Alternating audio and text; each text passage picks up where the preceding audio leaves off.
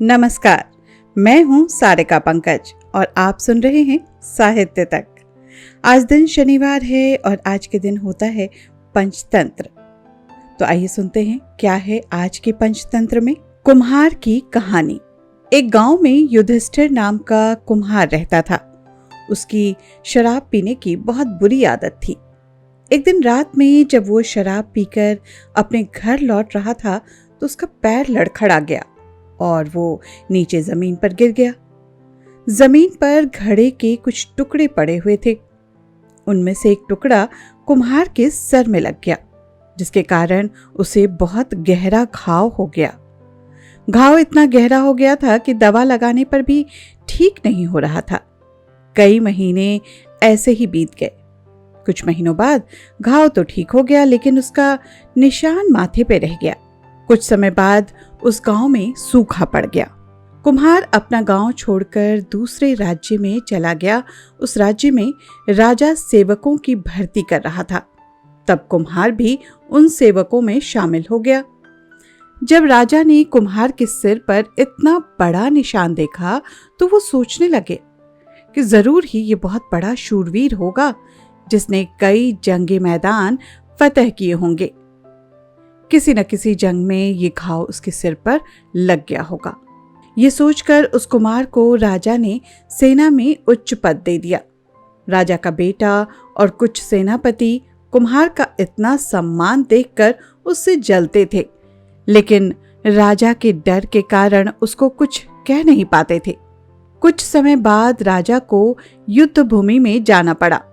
राजा ने संयोगवश कुम्हार से पूछ लिया कि किस युद्ध में उसे ये घाव लगा है।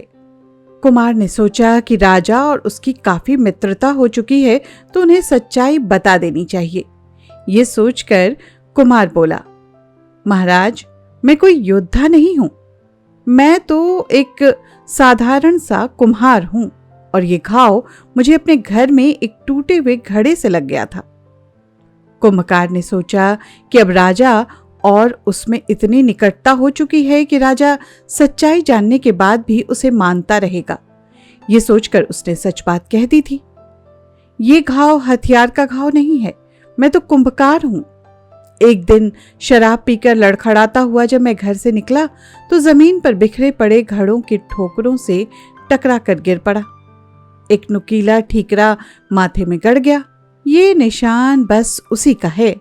महाराज ने जब ये सुना तो वो अचंभित रह गए। गुस्से से लाल पीले होकर बोले, तूने मुझे ठगकर राज्य में बहुत ऊंचा पद ले लिया है। तुम इसी वक्त मेरे राज्य से निकल जाओ। कुम्हार महाराज के सामने विनम्रता पूर्वक निवेदन करने लगा कि महाराज, मैं आपके लिए युद्ध के मैदान में प्राणों की बाजी लगा दूंगा। आप एक बार मेरा युद्ध कौशल तो देख लीजिए। किंतु महाराज ने उसकी एक न सुनी और उसे राज्य से तुरंत निकल जाने का आदेश दे दिया। महाराज ने कहा, तुम भले ही बहुत शूरवीर हो, सब गुणों में संपन्न हो, लेकिन जिस कुल में तुम्हारा जन्म हुआ है वो कुल शूरवीरों का कुल नहीं है। इसलिए तुम्हारी हालत उस गीदड़ की तरह हो चुकी है जो शेर के बच्चों के साथ पलने के बाद भी हाथी का शिकार नहीं कर पाया।